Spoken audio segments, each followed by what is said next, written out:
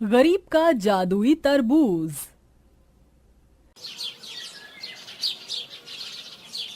अरे ये क्या, घर का राशन खत्म हो गया है। माँ, तो क्या आप खाना नहीं बनेगा? नहीं बेटा, ऐसा नहीं है, तुम चिंता मत करो, मैं तुम्हारा खाना जरूर बनाऊंगी। सुरभि ऐसा कहने के बाद घर का एक बर्तन उठाती है और अपने पड़ोस की काकी के पास पहुंच जाती है। काकी, घर में राशन नहीं है, थोड़े से कच्चे चावल और मसाले दे दो।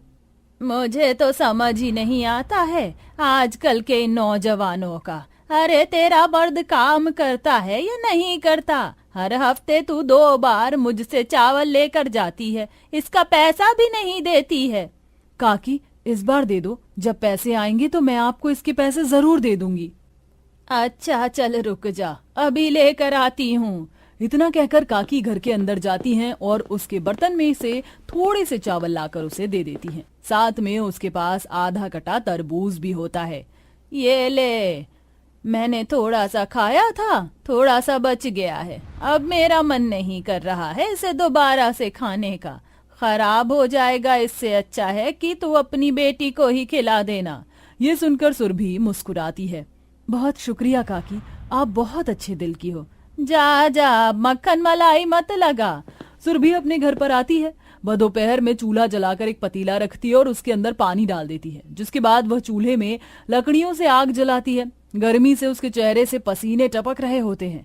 माँ, आपको तो बहुत गर्मी लग रही है, मैं आपकी मदद करती हूँ, मैं आपको थोड़ी सी हवा कर दूंगी।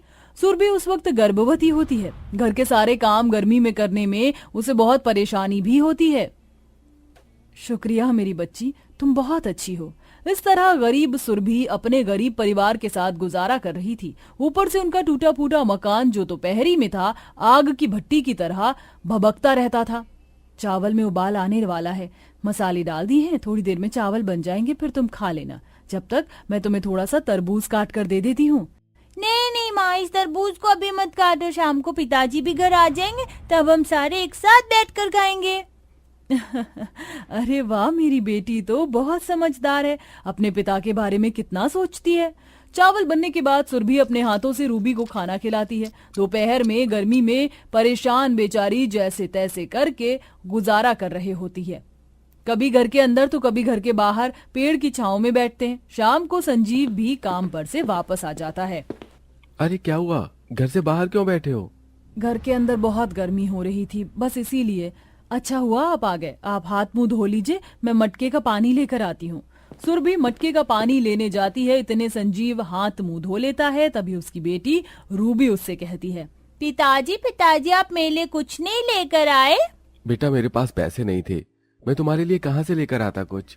अच्छा पिताजी, कोई बात नहीं, पता है अपनी पड़ोस की बूढ़ी काकी ने हमें तरबूज दिया था, अब हम सब एक साथ मिलकर उसे खाएंगे। यह सुनकर संजीव मुस्कुराता है। गरीबी में गरीब परिवार छोटी छोटी चीजों से ही खुश हो जाया करता था। संजीव मटके का पानी पीने के बाद आराम से अपने घर में बैठ जाता है। पता नहीं ये दुख भरे दिन हमें और कितने समय तक बर्दाश्त करने पड़ेंगे। अरे आप इतना परेशान क्यों हो रहे हैं? सब कुछ ठीक हो जाएगा, भगवान पर भरोसा रखो। माँ माँ, मुझे तरबूज खाना है, चलो ना तरबूज काट दो। रूबी के कहने पर सुरभि एक प्लेट में आधा कटा हुआ तरबूज लेकर आती है। जैसे ही वह उसे चाकू से काटने वाली होती है, तभी उनके घर पर कोई आता है। अरे तुम दोनों यहाँ तरबूज खा रहे हो? तुम्हें पता है पड़ोस की बूढ़ी काकी भगवान को प्यारी हो गई, गर्मी से उनकी मृत्यु हो गई।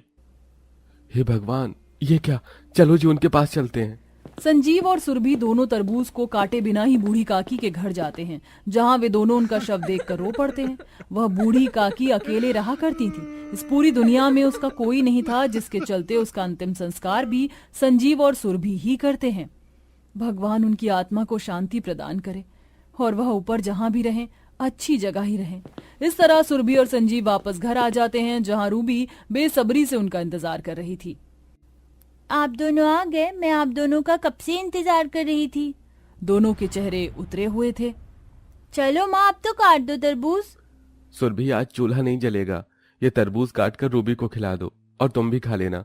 तुम्हारे पेट में पल रहा बच्चा, उसे खाने की बहुत जरूरत है।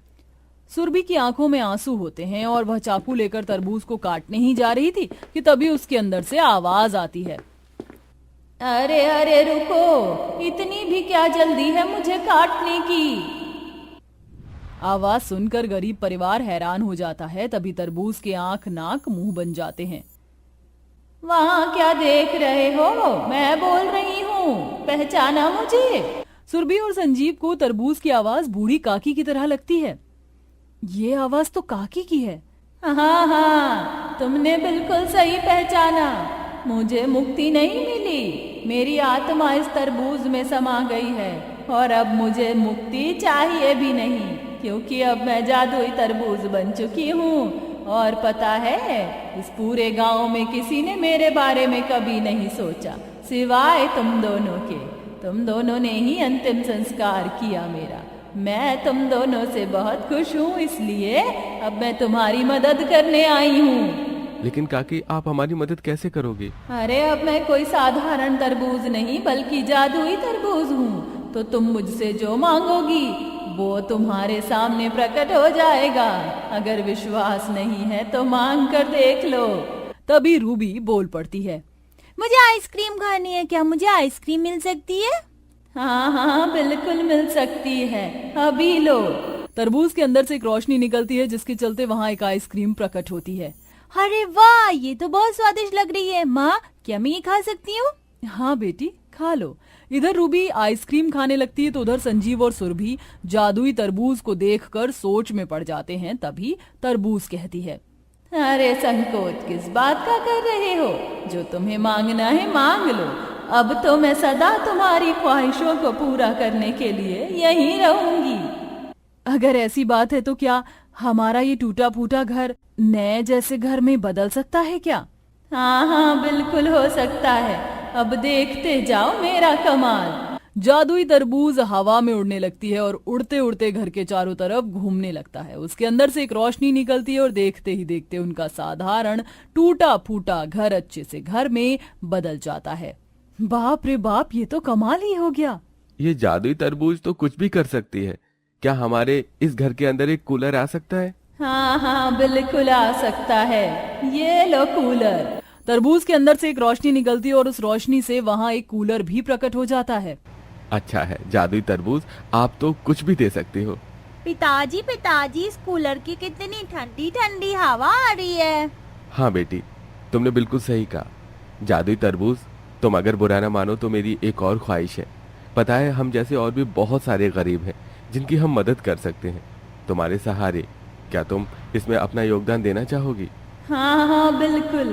अगर मेरे द्वारा गरीब लोगों की मदद होती है तो मुझे बहुत खुशी होगी। इस तरह अब सुरभि और संजीव दोनों मिलकर गरीब और बेसहारा लोगों को जादुई तरबूज से कूलर फ्रिज फ्री में बांटना शुरू कर देते हैं, जो उन्हें जादुई तरबूज के द्वारा मिल जाते हैं। इससे लोग उन्हें दुआएं देते हैं। भगवान तुम जैसे लोगों का भला करे। तुम दोनों के ऊपर भगवान की कृपा हमेशा बनी रहे। तुम जैसे लोग हम जैसे गरीबों को देखते हो और मदद करते हो, वरना तो ये पूरी दुनिया मतलबी है और कोई किसी की मदद नहीं करता। शकुंतला के इतना कहने पर सुरभि और संजीव बहुत खुश होते हैं। वहीं दूसरी तरफ जादुई तरबूज से रूबी आइसक्रीम मांगती है और गरीब लोगों को बांटती है। सब उसे भी दुआएं देते हैं। जादुई तरबूज, तुम्हारा बहुत बहुत शुक्रिया, तुमने हमारी बहुत मदद की। अरे इसमें शुक्रिया अदा करने की क्या बात है?